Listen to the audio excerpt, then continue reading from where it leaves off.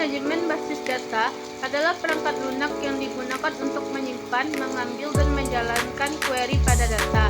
DBMS berfungsi sebagai antarmuka antara pengguna akhir dan database, memungkinkan pengguna untuk membaca, membuat, memperbarui, dan menghapus data dalam database.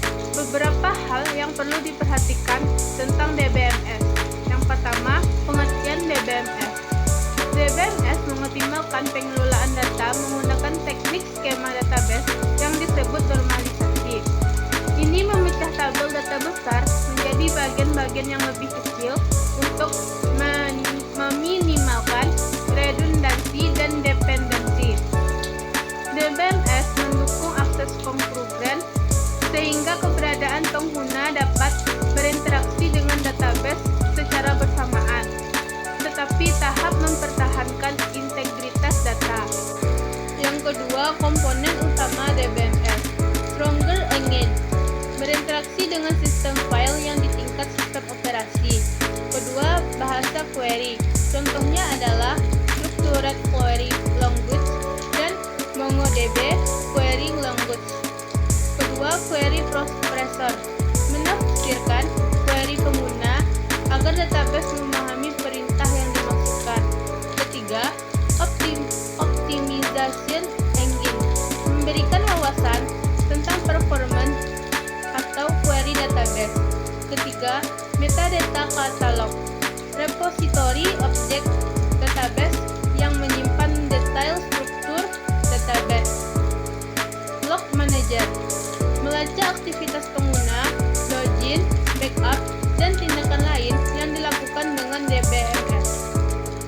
Reporting and monitoring tool menghasilkan laporan dan memantau penggunaan sumber daya DBMS. Data utilities melakukan tugas backup, recovery, validasi data, dan pengecekan integritas data di server bersama atau server pribadi. 3. Contoh DBMS paling populer. Yang pertama, MySQL, sistem manajemen basis data relasional yang banyak digunakan. Kedua, PostgreSQL, DBMS open source dengan fitur canggih. Ketiga, MongoDB, DBMS berbasis dokumen yang cocok untuk data semi-struktur. Kelima, Cassandra, DBMS kolom yang dioptimalkan untuk skala besar.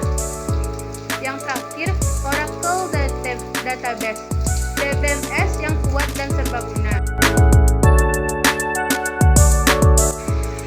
Administrator basis data adalah seseorang yang menyimpan, mengelola, dan menjaga data perusahaan agar dapat dianalisis lebih lanjut untuk tujuan tertentu.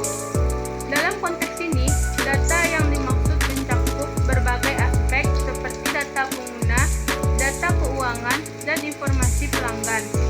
Namun, bagaimana integrasi atau AI mempengaruhi peran administrator basis data? Mari kita jelajahi. Yang pertama, penggunaan AI dalam database administration. Yang A, mengoptimalkan database yang cerdas. Salah satu utama seseorang administrator basis data adalah mengoptimalkan kinerja database. Dengan bantuan AI, DPA dapat menggunakan model pembelajaran mesin untuk menganalisis data besar, mengidentifikasi pola tersembunyi, dan memberikan rekomendasi teknik dan optimasi yang mungkin melewatkan secara manual. Hasilnya adalah eksekusi query yang lebih cepat dan pemanfaatan sumber daya yang lebih baik. Yang kedua, perawatan prediktif untuk sistem database. Downtime dan kegagalan sistem dalam berdampak besar pada bisnis melalui pemeliharaan prediktif yang didukung oleh AI. DPA dapat memprediksi potensi kegagalan sistem atau kekurangan penyimpanan berdasarkan data historis dan pola penggunaan. Hal ini memungkinkan tindakan pencegahan sebelum masalah terjadi. Kedua, keuntungan AI bagi administrator basis data. Yang pertama, keamanan database. AI dapat secara otomatis mengidentifikasi dan menandai potensi masalah kepatuhan, memungkinkan administrator basis data untuk mengambil tindak korektif sebelum pelanggaran terjadi. Secara keseluruhan,